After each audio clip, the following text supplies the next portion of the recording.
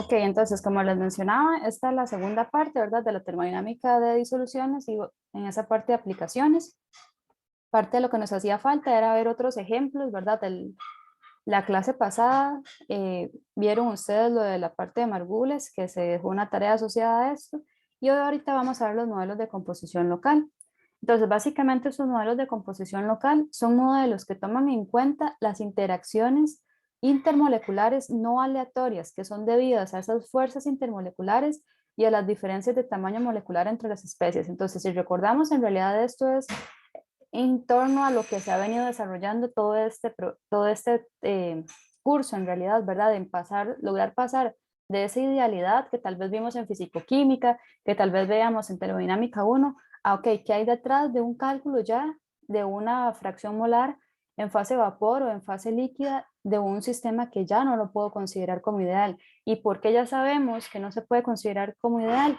Porque nosotros sabemos que hay fuerzas intermoleculares entre las sustancias y que también hay las moléculas, ¿verdad? No las podemos ver como simples puntos en el espacio que no ocupan un volumen, sino que sí ese volumen que están ocupando es un tamaño que está asociado en el sistema y que debe de tomarse en cuenta. Y entonces en la clase pasada vimos que habían algunas ecuaciones, tal vez un poquito simples, que puede que ustedes hayan visto un poquito de esas en físico-química, eh, como la de Van der Waals, por ejemplo, pero aquí ya hemos ido pasando de nivel, ¿verdad? A modelos que incluso ya no es necesario que nosotros estemos utilizando o haciendo algún cálculo únicamente para un sistema, un gas ideal o de un solo componente, sino ya mezclas binarias e incluso mezclas ternarias, y muchas de estas, ¿verdad? Son aplicables para sistemas multicomponentes, pero como vamos a ver ahorita, los ejemplos para una mezcla binaria y ternaria son bastante extensos. Entonces ya desarrollar esos ejemplos a mano para mezclas que sean de más de 3 componentes es bastante laborioso, y como se van a dar cuenta es más que todo repetitivo. Entonces por eso la importancia, ¿verdad?, de todos estos software estadísticos y termodinámicos en realidad que han salido, que nos facilitan esto. Entonces, ¿cuáles son algunos de esos modelos de composición local? Está el NRTL, por sus siglas en inglés, el UNIQUAC, igual por sus siglas en inglés, y UNIFAC, modelo de contribución de grupos, ecuaciones de Margulis, ¿verdad? Que fue las que demostramos matemáticamente, porque tal vez son entre las más sencillas de demostrar. La clase pasada, Van Laar y Wilson, que este lo vamos a tomar, vamos a empezar con este de Wilson el día de hoy. Y entonces aquí ¿verdad? De una vez nos hacen como la salvedad de que estos, ¿verdad? Del de Margulis y Wilson, son modelos de 2 parámetros. ¿Qué quiere decir eso? Que son modelos de 2 parámetros, que lo que tenemos nosotros llegar a determinar para poder resolverlo son dos cosas.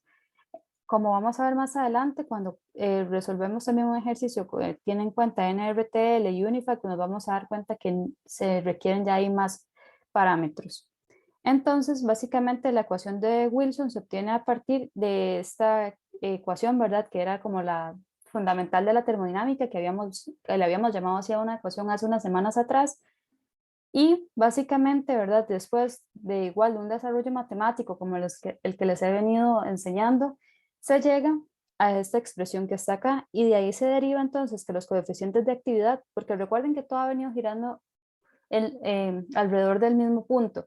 Partimos de una ecuación fundamental y de ahí, a través de pura transformación matemática, derivadas parciales más que todo, se llega a obtener los coeficientes de actividad. Entonces, en realidad no quiero volverlos a saturar con una demostración de esas. Y entonces tenemos dos coeficientes de actividad, uno para la sustancia que denominamos la número 1, ¿verdad? Y otra que denominaremos como la sustancia número 2. Y cuando se llega a ese despeje matemático, se tiene toda esta expansión para poder determinar el coeficiente de actividad a través de la ecuación de Wilson. Entonces, si ustedes comparan esta ecuación con respecto a la de Margulis, esta es un poquito, ¿verdad? Como más elaborada o con más términos al menos. ¿Para qué? Para al final del cabo llegar a calcular este gamma 1 y este gamma 2, ¿verdad? Que es lo que nos interesa para ir a meter en aquella ecuación, ¿verdad? Modificada que hemos venido viendo desde casi que el inicio de la clase. Entonces, como nos damos cuenta, en realidad el curso ha girado en diversas o diferentes formas de determinar este gamma 1 y gamma 2, que nos lo va volviendo cada vez, digamos, más exacto, o tal vez que depende de la naturaleza de las sustancias, entonces una forma más adecuada que la otra, y así sucesivamente. Y entonces aquí nos hace un cálculo, como lo habíamos hecho en la clase pasada, de la dilución infinita, cuánto es ese gamma 1 y cuánto es ese gamma 2. Y entonces eh, aquí nos van a decir que estos dos parámetros van a ser siempre positivos. Y aquí recuerden que era como cuando la vez pasada en Margules evaluábamos cuando x1 tendía a 0 y cuando x1 tendía a 1, ¿verdad? Nada más que aquí, aquí estamos dándolo también en términos de la segunda sustancia participante. Entonces, cuando nosotros nos piden determinar coeficientes de actividad a través de la ecuación de Wilson, son estos coeficientes que están acá los que tenemos que determinar o utilizar. Y también tenemos que tener en cuenta que hay una extensión a mezclas multicomponente, es decir, ¿por qué se hace esa salvedad? Porque esta fórmula, ¿verdad?, que tenemos acá o que fue desarrollada para determinar esos coeficientes de actividad es para el caso de que una mezcla sea binaria. Es decir, ustedes pueden utilizar estas dos fórmulas ya directamente, únicamente si la mezcla es binaria, pero si la mezcla no es binaria, vamos a tener que partir de la definición y hacer estas sumatorias. Y entonces esta ecuación que está acá es la forma más general de expresar este modelo de Wilson, en el cual si lo aplicáramos a una sustancia o a una mezcla, perdón, binaria, vamos a llegar a obtener estos que están por acá. Pero si ya tenemos, por ejemplo, una mezcla ternaria, entonces nos va a salir un término más. Y ahora nos dice que cuando nosotros tengamos el IJ igual a 1 para todo I que sea igual a J, perdón, o sea que este término va a ser igual a 1 para todo I que sea igual a J. Es decir, cuando ustedes este término que está acá se les repita como 1, 1, 2, 2 y así sucesivamente, entonces ustedes lo van a poder eliminar en la sumatoria y van a decir, ah, ok, no me preocupo por eso y ya yo sé que eso es igual a 1. Pero si el I es diferente a J, van a tener que calcular ese término con esta expresión que viene acá, que es, toma en cuenta el volumen molar del componente J entre el volumen molar del componente I por E elevado a un parámetro, que es una constante, ¿verdad? Que vamos a ver ahorita, dividido entre RT. Ok, entonces, a lo largo de la presentación nos vamos a ir dando cuenta cómo en realidad eh, todo se va a ir calculando a través de este valor, ¿verdad? Y vamos a ver entonces también el modelo NRTL. Ahorita más adelante vamos a hacer un ejercicio integrado que va a tomar ambos modelos para ser resuelto. Entonces, en el caso del modelo NRTL, este más bien ya posee tres parámetros. Entonces, igual, vean que esta es la expresión que siempre partíamos. Cuando se hace todas las derivadas y todas las demostraciones, básicamente se llega a este resultado que está acá. Y igual, si lo vemos en una mezcla en la que tenemos dos coeficientes de actividad, es decir, en el caso de un sistema binario, esta sería la expresión que hay que utilizar para determinar el gamma 1 y el gamma 2, ¿verdad? Y aquí nos dicen qué es cada una de las cosas. ¿Por qué? Porque esta es lo como X, ¿verdad? Va a ser lo que hemos venido viendo siempre, que sería como la fracción molar en la fase líquida. G21, que sería, se calcularía con esta fórmula. Y al contrario, ¿verdad? G2, 1, 2 y 2, 1, ¿verdad? Cada una con estas fórmulas respectivas. Y entonces también aparece el tau por aquí, que esta es la fórmula con la que se debe determinar que es un B entre un RT. Y acá nos dicen que tanto alfa como B12 como B21 son parámetros específicos para cada sistema binario. Nos vamos a dar cuenta que si tenemos un sistema ternario, lo que hay que hacer es como hacer todas las posibles combinaciones de cada una de los componentes en un sistema de dos.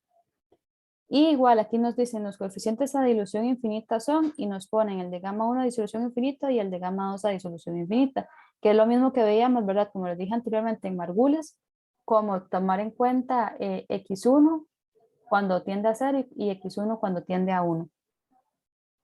Y ahora sí, entonces venimos con el ejemplo para ver cómo es, porque todo lo anterior son fórmulas y venir a aplicarlas en realidad. Entonces, dice, para el sistema acetona metanol agua. Entonces, ya vemos que tenemos una mezcla que es ternaria. Y me dice que está a 23 grados. Acá la temperatura de una vez en Kelvin, con las fracciones molares 0,45, 0,35 y 0,20. Determina los coeficientes de actividad, ¿verdad? Que esas, así van a ser las preguntas, por medio de la ecuación de Wilson. También hay que calcular la presión de operación y la composición de vapor en equilibrio, usando los siguientes datos. Entonces vamos a ver que va a estar resuelto por ambas partes, por la ecuación de Wilson y también posteriormente por el modelo NRTL. Entonces, aquí lo que les estaba mencionando era, por ejemplo, veamos que tenemos el sistema acetona-agua, pero nuestro sistema original era acetona-metanol-agua. Entonces, ¿qué es lo que tenemos que hacer? Todas las combinaciones de estos. Entonces tenemos acetona con agua, metanol con agua y acetona con metanol. Y recuerden que V1 y V2 eran los volúmenes molares de cada una de las mezclas que tenía la sustancia en cada una de las mezclas.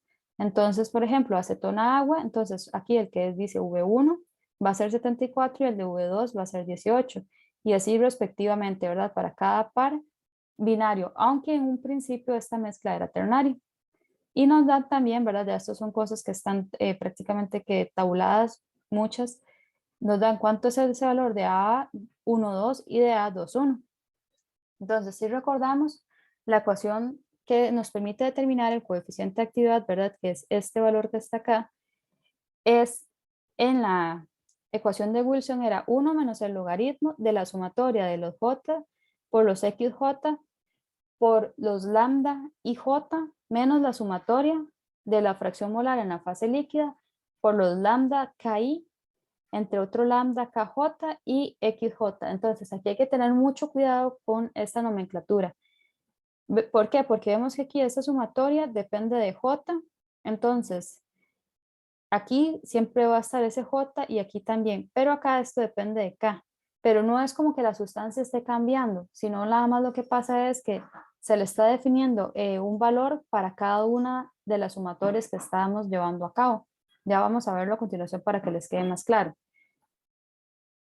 Si lo vemos, por ejemplo, para el caso de la acetona, ¿qué tenemos para el caso de la acetona? Sabemos que la acetona es el componente número 1, ¿verdad? Entonces recuerden que para saber eso lo que hacíamos era que nos fijábamos en las presiones, ¿verdad? De vapor o de saturación de cada uno de los componentes y el que tenía menor, ¿verdad? Presión era el que íbamos a determinar como número 1. Entonces, si nosotros tomamos que acetona es mi componente número 1 y además de aquí, ¿verdad? En el programa me decía, en el problema, perdón, me decían que acetona era 1, metanol era 2, agua era 3 y esta es la fórmula, ¿verdad? Según el modelo que estamos utilizando en este momento. Entonces, vean cómo hay que hacer la sustitución en la parte de la sumatoria, porque recordemos que estamos ahora en una mezcla de 3 componentes. ¿Por qué es importante eso? Porque estas ecuaciones que se habían presentado acá eran para una mezcla binaria, entonces no pueden venir a utilizar directamente estas fórmulas de acá, porque estas fórmulas de acá me permiten determinar coeficiente de actividad para mezclas binarias únicamente.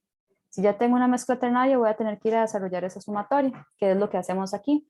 Entonces, tenemos el logaritmo natural del coeficiente de actividad de la primera sustancia, es decir, de la acetona, es igual a 1 menos el logaritmo de la sumatoria de los J, XJ, lambda y J, menos la sumatoria de K, la fracción molar en la fase líquida K, lambda K, K1, y aquí igual la sumatoria, ¿verdad?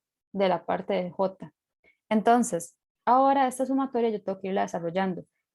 Si vemos, esto depende de J. Entonces vamos a empezar como que yo sé que mi valor que va a ir cambiando es el I.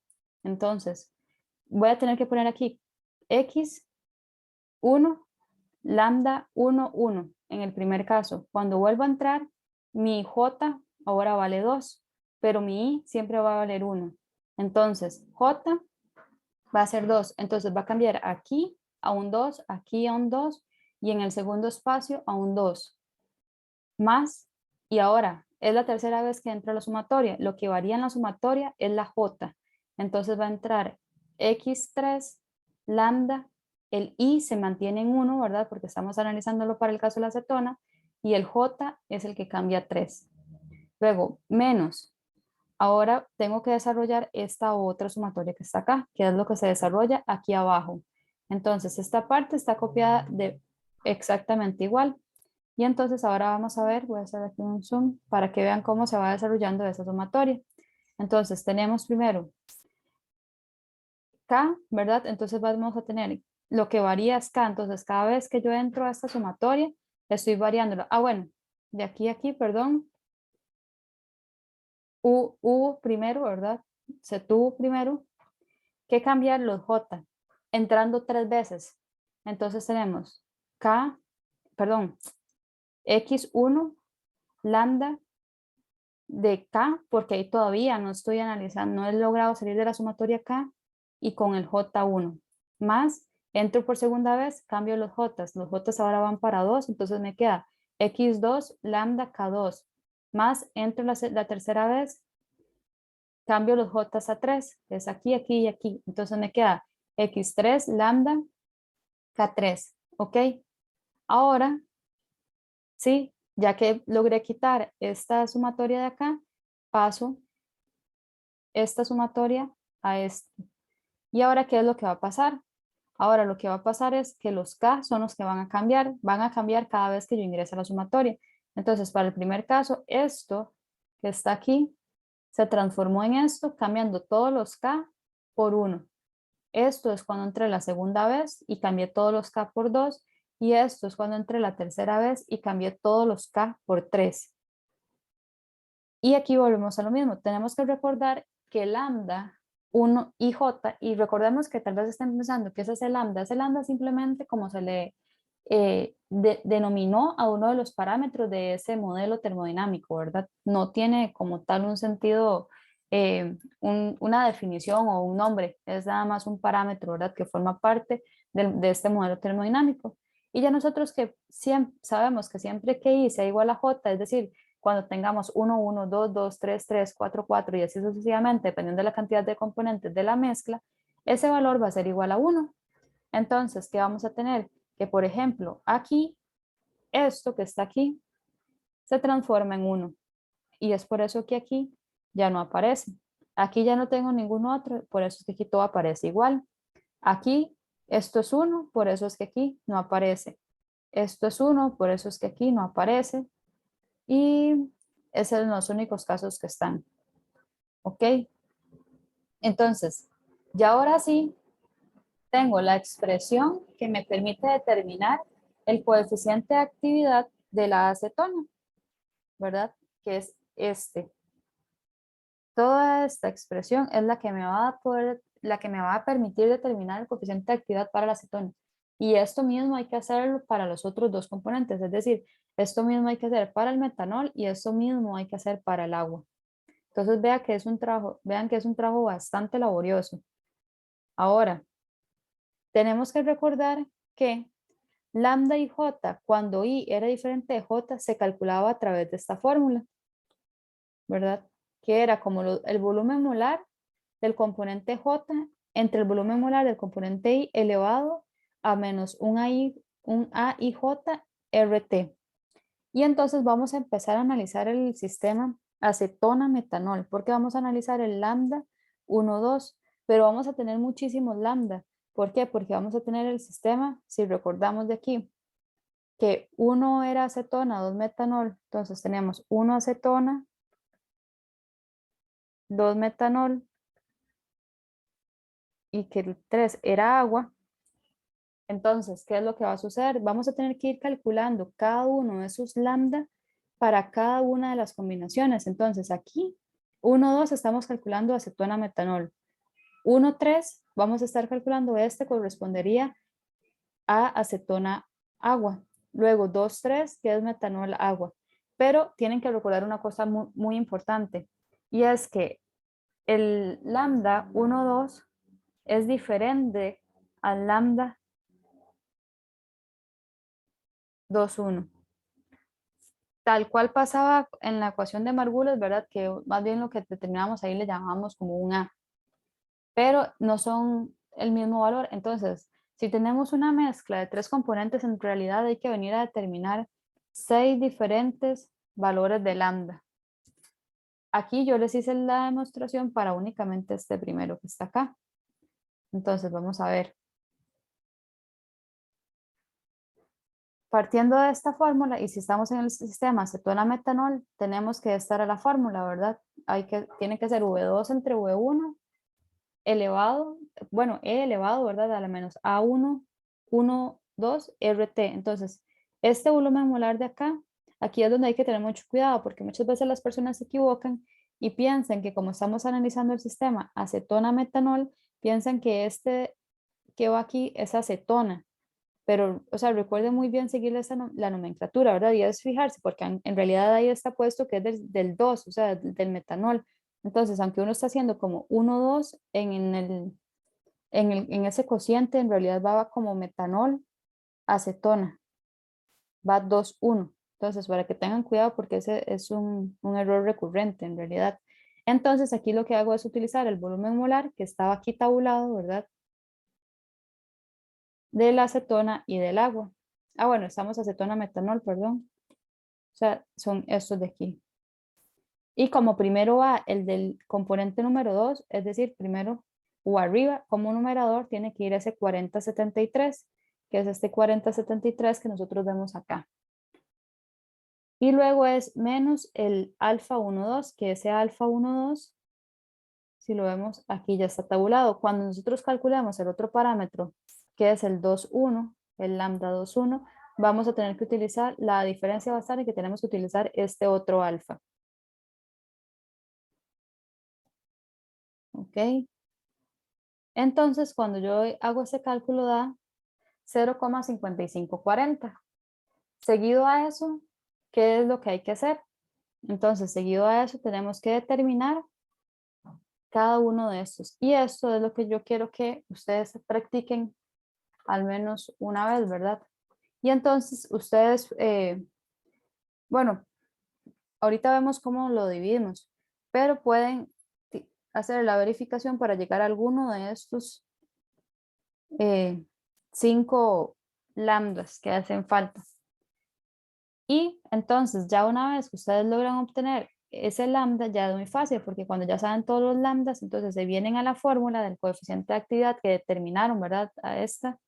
A través de toda esa sumatoria, del desarrollo de la sumatoria, y pueden determinar así que el coeficiente de actividad, bueno, el logaritmo del coeficiente de actividad es 0,0916 y que por lo tanto el coeficiente de actividad es 1,096. ¿Ok? Y ahora eso mismo que hicimos anteriormente hay que hacerlo pero para el metanol, es decir, para cuando ese I es igual a 2. Y partiendo de la definición de la sumatoria, si hiciéramos todos los pasos que hicimos anteriormente, ¿verdad? Que aquí se los hice uno a uno para que no se perdieran de cómo fue que sucedió. Acá no, acá nada más llego y pongo directamente la fórmula. Se llega a que el coeficiente de actividad para el metanol es 1,21. Y de forma análoga, ¿verdad? Aquí ya incluso ya con menos procedimiento, que el del agua es igual a 3 y que el coeficiente de actividad es 0,9516. Entonces, ahorita lo que podemos hacer es dividirnos, bueno, al final, ¿verdad? Al finalizar la exposición, nos podemos dividir en grupos. Entonces, que alguno tenga que hacer nada más la determinación de uno de estos, ¿verdad?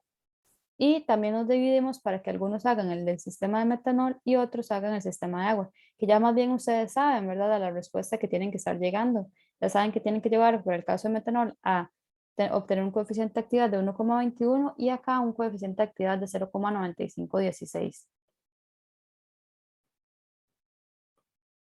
Y ahora, ¿para qué hicimos todo este trabajo, verdad? Que si ven, aquí en realidad todo este trabajo fue únicamente para determinar uno de estos, ¿verdad?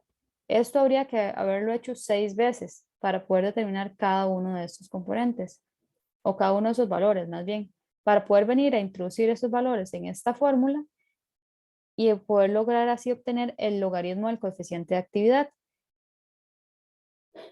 Y ahora hicimos eso para la acetona, para el metanol y también para el agua. Y ahora, ¿qué es lo que nos va a permitir saber eso? Nos va a permitir saber una presión de operación, que era otra cosa que nos preguntaban, pero esa presión de operación ya es una presión de operación eh, que puede diferir bastante de lo que se hubiese obtenido si se utilizaba un sistema sin la corrección, sin esta corrección, ¿verdad? Si se hubiese usado nada más como una ley de Raoult sin hacer la modificación. Entonces, aquí lo que tenemos es la expansión, ¿verdad? De esta fórmula, ¿verdad? Para un sistema de tres componentes. Y entonces está llegando a que se tiene una presión de operación de 22,91 kilopascales. Para saber entonces, que muchas veces uno lo que quiere es saber cuál es la composición de la fase gaseosa, igual, ¿verdad? A través de la fórmula, ya con la modificación y teniendo una presión eh, bastante cercana, ¿verdad? Si se utilizó bien el modelo para a la realidad, se puede saber cuál es esa fracción molar en la fase gaseosa, que si se hace sin la modificación pueden llegar a resultados que van a diferir bastante. Y así se hizo, ¿verdad? Para cada una de las sustancias, para la 2, para la 3. Ahora bien, ¿cuál es otro método que hay? Otro método de análisis es el que se le llama como el método UNIFAC. Entonces, este método UNIFAC lo que va a permitir es determinar G a partir de la energía libre, a lo que se le llama como la energía libre combinatoria y la energía libre residual, donde la energía libre combinatoria la tenemos que calcular para sopesar esa parte de que en realidad las moléculas sí tienen tamaño y que también tienen una forma.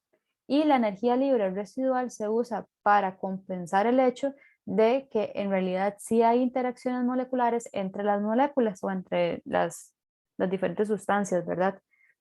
Entonces, vamos a tener la energía libre combinatoria, que recordemos, ¿verdad? Energía libre combinatoria es venir a hacer una corrección debido a que en realidad hay tamaño y forma. Entonces, esta es la fórmula de la energía libre combinatoria si se hace utilizando, ¿verdad?, el método de UNIFAC. Entonces, esta energía libre combinatoria se define como la sumatoria de la fracción molar en la fase líquida por el logaritmo natural de phi entre la fracción molar en la fase líquida, donde este phi está definido de esta forma que está acá, que es la fracción molar en la fase líquida por el R.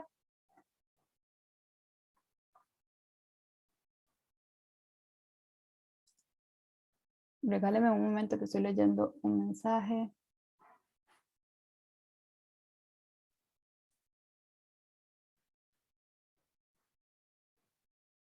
Ok, ok, todo bien. Ok, entonces la energía libre combinatoria, como les estaba mencionando, ¿verdad? Entonces este phi se define como la fracción molar en la fase líquida por un R, que este RI se define como un volumen molecular relativo, que para calcular este RI hay que utilizar otra fórmula. Entonces vea que tenemos, para poder llegar aquí, ¿verdad? Que es lo que nos va a permitir sacar la energía libre combinatoria, tenemos que calcular un phi que depende de esto y que este a su vez depende de esto para poder determinar. Y ya aquí esto sí se puede calcular de una forma directa. ¿Por qué? Porque tenemos el U y el R y los parámetros R y Q, ¿verdad? Porque por aquí aparece este Q, ya aparecen tabulados en el cuadro H1, que es en el cuadro que les adjunto justo después. Y también tenemos ZI, ¿verdad? Porque aparece como 5 más la sumatoria de Q, XI, el logaritmo natural de este ZI entre phi. Y entonces esta es la fórmula para calcular ese Z. Y aquí también me dan la fórmula para calcular este QI, que este QI se entiende como el área superficial molecular relativa. Entonces vea que en realidad de estas dos expresiones lo que podemos ver es, es que hay una concordancia en que esta energía libre combinatoria nos esté arreglando la parte, de cierta forma, ¿verdad?, de tamaño y forma de las moléculas, porque los parámetros que toma en cuenta es el volumen molecular relativo y el área superficial, ¿verdad?, molecular relativa. Entonces, acá podemos leer esta tabla, que son los parámetros, ¿verdad? Entonces, lo que vamos a hacer, y ahorita vamos a verlo con unos ejemplos para que quede más claro, es, tenemos un grupo principal, ¿verdad? Entonces, ese grupo principal pueden ser CH2, cuando se pone como ACH, nos referimos a carbonos que están formando parte, ¿verdad? De un anillo, por ejemplo, que es un aromático. Entonces, esos son carbonos aromáticos. Luego, cuando se pone como un ACCH2, quiere decir que son como aromáticos, pero que además tienen un grupo, por ejemplo, como el tolueno. OH, ¿verdad? Tenemos también agua, CH2CO, CH2O, CNH, CCN. Entonces, como vemos aquí, en realidad es como un extracto, ¿verdad? De tal vez los grupos más comunes. Entonces, ¿en qué consiste el ejercicio? Que uno tiene que tomar la molécula, partirla en ciertas secciones que formen alguno de estos grupos principales y así ir determinando, porque dependiendo de eso, entonces nosotros sabemos el RK y el QK. Entonces, aquí ponemos los ejemplos y dice, una mezcla líquida puede ser considerada como una disolución de las unidades estructurales de las que forman las moléculas, más que una disolución de las moléculas mismas. Entonces, por ejemplo, si nosotros tenemos una mezcla que está formada por butano, que sería esta estructura, y propanol, nosotros podemos descomponer cada una de estas estructuras en dos, bueno, no en dos, sino en un montón de fragmentos, donde recordamos que aquí hay un CH3, aquí hay un CH2, aquí hay otro CH2 y aquí hay un CH3. Es decir, en total, en esta molécula tenemos 2 CH2 y 2 CH3. En esta otra vamos a ver que tenemos CH3, CH2, CH2 y OH, es decir, tenemos en esta molécula, ¿verdad?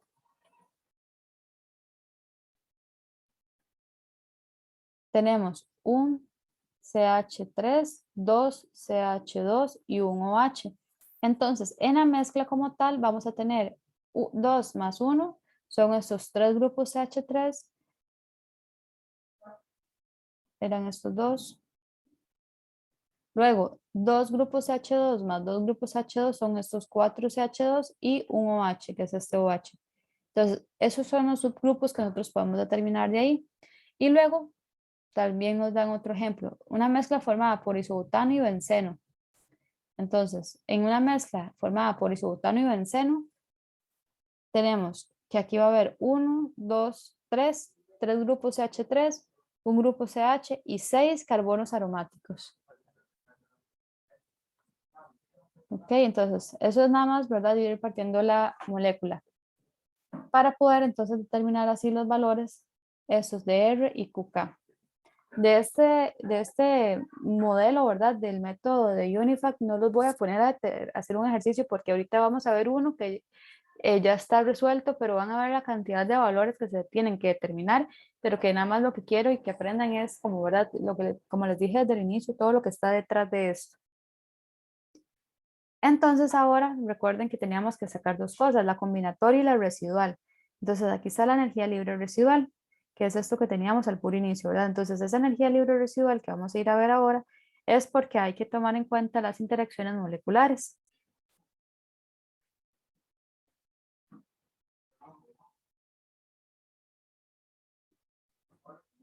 ¿Ok?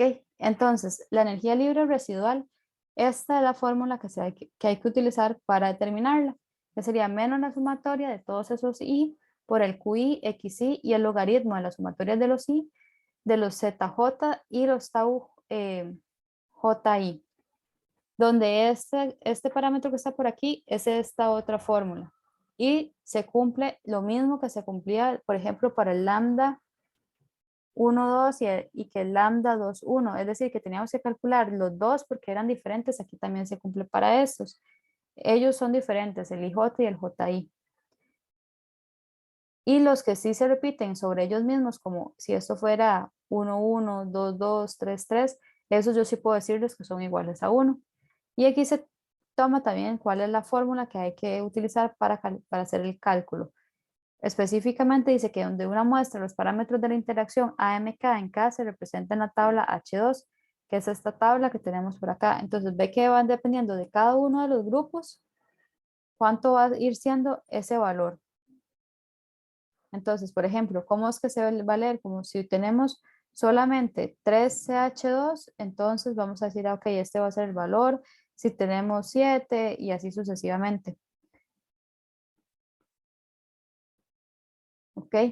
Y entonces ahora sí viene el cálculo de los coeficientes de actividad por medio del modelo de UNIFAC. Entonces, ya sabemos que vimos antes que nos hablaban de algo combinatorio y de algo residual. Entonces aquí en el coeficiente de actividad vemos cómo aparece el combinatorio y el residual. Pero a su vez sacar el combinatorio es así. Entonces tenemos que decir, ok, el logaritmo natural del coeficiente de actividad de la sustancia I combinatoria es todo esto que está acá, donde J es esto y L es esto. Ok, y luego vamos a tener que también calcular el coeficiente de actividad de la parte residual más adelante. Ok, entonces aquí en el ejemplo nos dicen, calcula el coeficiente de actividad combinatorio de la mezcla tolueno-pentanol con una fracción molar en la fase líquida de 0,3 a 600 Kelvin. Entonces, ¿qué es lo primero que hay que hacer? Ver las estructuras. Y entonces ya nosotros sabemos que aquí nosotros teníamos 6 aromáticos, ¿verdad? Y aquí tendríamos un CH3 unido aromático, que es lo que se representa aquí. 5, 1, 2, 3, 4. Ajá, ok, ajá. Son estos 5 que están acá. Y el 1 porque toman un ACCH3. Eso fue por cómo decidieron dividir la molécula. Entonces esta molécula está dividida así. Y esto como otra parte. ¿Ok? ¿Qué es esto que se muestra acá? Y la segunda, tenemos que hacer lo mismo. Entonces habría un CH3 y luego van a haber 1, 2, 3, 4 CH2 y un OH. Entonces tenemos un CH3, los 4 CH2 y un OH. Entonces, ya sabiendo eso, nosotros decimos, ok, vamos a las tablas, ¿verdad? Estos valores de aquí se sacan con las tablas que vimos anteriormente. Y entonces vamos a decir, ok, tenemos un valor 1 de CH3, entonces vemos cuánto vale el RK y cuánto vale el QK. Luego tenemos 2 del CH2, vemos cuánto vale el R, cuánto vale el K, luego la parte aromática, luego la del ACSH3, luego la del OH. Y entonces aquí nos va dando el valor de cuánto va a ser esa K, el RK y el QK. ¿Para qué? Porque ahora hay que venir a calcular el RI y el QI y donde vemos, por ejemplo, este RI depende de este valor de RK. Bueno, R minúscula y R mayúscula, ¿verdad? Entonces, cuando se hace ese cálculo para calcular este R1, ¿verdad? Que sería para el primer componente, hay que desarrollar otra vez esta sumatoria. Entonces, cuando se desarrolla esta sumatoria, se llega a que eso sería, utilizando los valores de esta tabla, 3,9228. Y luego hay que hacer lo mismo para el QI, que se desarrolla la expansión, pero en lugar de utilizar los valores de de R mayúscula K, se usan los de K, los de QK. Y ya se logra obtener otro valor. Luego hay que venir a hacer los cálculos del JI y del LI. ¿Cuáles son esos JI y LI? Porque vean que los necesitábamos, ¿verdad? Son este por acá y este por acá. ¿Por qué? Porque esto va metido aquí como JI y LI del coeficiente de actividad combinatorio. Entonces es eso aquí lo que se desarrolla. Se desarrolla la sumatoria, ¿verdad? Para calcular el J específicamente de la sustancia 1. Este no se muestra, pero se hace lo mismo para la sustancia 2. ¿Qué es lo que va a cambiar? Que aquí en lugar de ser 1, ¿verdad? Va a ser 2. Y lo mismo para el LI. En el LI lo que se hizo fue que se está mostrando el valor para el L2. Es decir, el L1 no se hizo. Pero lo único que hace uno es desarrollar la sumatoria para el componente 1. Entonces vea que aquí en realidad los cálculos se están mostrando como partidos a la mitad. Y entonces cuando se quiere hacer ya el cálculo de ese coeficiente de actividad combinatorio, ya nosotros sabemos I, sabemos J, ya sabemos en realidad todo. Y es así como se llega a obtener entonces que el coeficiente de actividad combinatorio para la primera sustancia, el logaritmo natural es de 0,033 y el valor es de 1,035. Y para la segunda sustancia es de 0,0122 y aquí eso debería decir 2, es 1,012. Y entonces, ¿qué podemos hacer con estos valores? Lo mismo que hicimos anteriormente en el cálculo que habíamos hecho para calcular cuál era la fracción molar en la fase vapor y cuál era la fracción molar en la fase líquida. Todos esos es al final para llegar a este valor y poder determinar con una mayor exactitud cuáles son esos coeficientes. Ahora, recuerdan que eran dos partes, ¿verdad? La combinatoria, que ya es la que acabamos de terminar, y la residual. Entonces, en la residual hay que hacer exactamente lo mismo. Hay que resolver esta fórmula, pero como podemos ver, ya aquí y esta otra, ¿verdad? Ya aquí va a depender de una mayor cantidad de parámetros. Entonces, porque vemos que la expresión depende de todos estos, pero esos a su vez dependen de otros. Y aquí lo que se fue haciendo fue hacer paso, digamos, como poniendo los resultados, ¿verdad? De cuánto da cada uno de esos pasos, porque lo mejor de eso es resolverlo en un Excel, como hicimos la parte de Margules, porque como es tan repetitivo, es más rápido hacerlo así. Entonces, en este ejemplo dice que calcule los coeficientes de actividad combinatoria. Entonces, ve que aquí nada más nos pide de la parte combinatoria de una mezcla tolueno-pentanol. Ah, bueno, además es una mezcla binaria y con una fracción molar en la fase líquida de 0,3 y me dicen ahí la temperatura que son de 300 Kelvin. Entonces, acá podemos ver la fórmula, ¿verdad? Para uno de los parámetros que hay que determinar y la sustitución. Y así hay que hacerlo, ¿verdad? Para lograr determinarlo para cada uno de los grupos de los cuales nosotros dividimos la molécula, ¿verdad? De la mezcla. Para la especie denominada 1 y para la especie denominada 2. Entonces nada más se van cambiando aquí los datos. Se van utilizando para la primera y luego para la segunda. Luego hay que calcular los coeficientes AMK. Entonces, esos coeficientes AMK, igual, ¿verdad? Para cada uno de los grupos, cuántos subgrupos habían. Y entonces, ¿cuánto van a valer esos valores? ¿Cuánto van a valer esos parámetros? Luego, con esta otra fórmula, igual, para cada uno de esos grupos, se van calculando estos valores de tau. Luego, se hace el cálculo para los P y K. Luego se calculan los Z y K. Luego hay que calcular los SI. Y entonces, cuando ya se tiene ahí, ya estamos casi por lograrlo, ¿verdad? Porque vemos que es que dependía de todos esos valores. Sacamos los Q y ya una vez que sacamos los Q, vamos a lograr tener todos los valores necesarios para poder venir a determinar este combinatorio y este residual.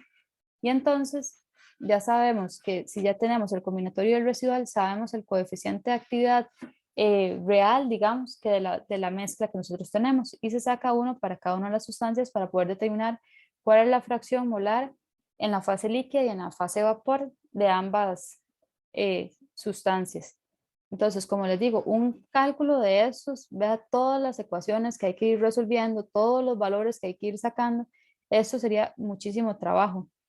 Entonces, no quiero ponerlos en realidad a hacer un cálculo de estos, porque lo importante es que sepan, ok, detrás de nada más nosotros llegar y seleccionar en nuestro software, ¿verdad? Que vamos a utilizar eh, el modelo termodinámico y simplemente llegar y colocar UNIFAC, ¿verdad? Todo esto está detrás y esto si fuese, ¿verdad? Para el caso de una mezcla que vimos el ejemplo binario. Imagínense ya cuando ustedes, que es en realidad en la vida real, eh, pues sí hay, pero la vida real se nos va a complicar, ¿verdad? Y si tenemos ya una mezcla ternaria, imagínense en esto ya para una mezcla ternaria y así sucesivamente.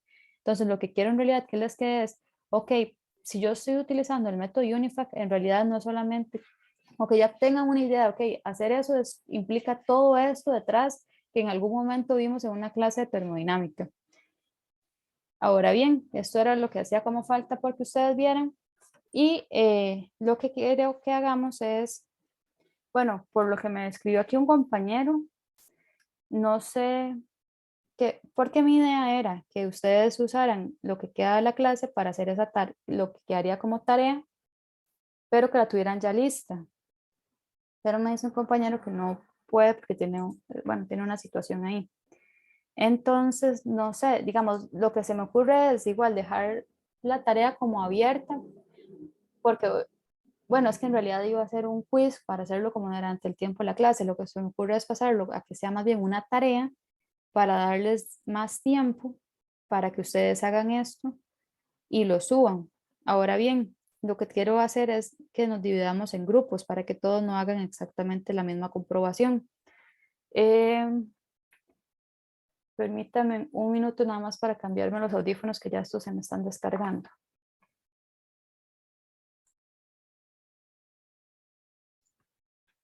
Ok, Entonces, se me ocurre que como es bastante trabajo, podríamos trabajar en los grupos que tienen ustedes como de proyecto final. Y entonces son 5 grupos. Entonces, voy a decir el número de grupo y el coeficiente, bueno, el lambda que tienen que venir a comprobar. Entonces, el grupo 1, se los voy a colocar acá. Va a calcular el grupo 2 grupo 3, grupo 4 y grupo 5. Ok, eso para el caso en el que estábamos acetona metanol. Y van a determinar exactamente el mismo para el caso del metanol. Es decir, no va a ser exactamente el mismo, porque cuando tengamos, por ejemplo, el caso de metanol, y entonces usted va a empezar todo como con 2, pero entonces, por ejemplo, el grupo 1 va a determinar el 2, 3, pero para el caso metanol. Vamos a ver cómo lo hacemos para que no se enreden. No, yo creo que la forma más sencilla es, estos así tal cual están, ¿verdad? El grupo 1, 2 y 3 calculan este parámetro lambda para el caso de la combinación acetona-metanol y el grupo del 1 al 3 vienen a verificar este valor de acá, que sería el coeficiente de actividad, ¿verdad? Para el metanol, que eso sí les va a implicar entonces hacer el cálculo para todos estos, pero para el caso del metanol, eso del grupo 2 al 3 y el grupo 4 y 5 lo hacen, pero para el caso del agua.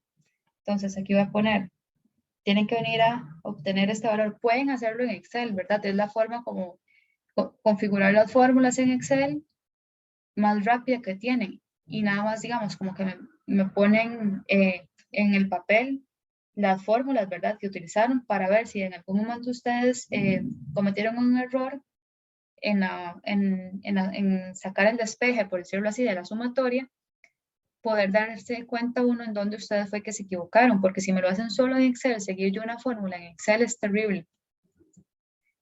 Sería demasiado complicado. Entonces, esto va a ser para los grupos 4 y 5. Y este para los grupos 1, 2 y 3. Entonces, tienen que llegar a obtener este valor, los otros este valor, y aparte de eso, ¿verdad? Que es como el ejercicio completo para que inicien, para ver si les está dando bien, digamos, con una parte como más simple, esta combinación, ¿verdad? Para el caso del lambda de cada una de las interacciones de la sustancia para el caso acetona-metanol. Entonces, en realidad, para este caso acetona-metanol, todos los grupos están haciendo una pequeña partecita y luego los grupos van a hacer, cada uno de los grupos, según esta división, van a hacer para el caso metanol y luego para el caso agua. ¿Les queda claro, chicos?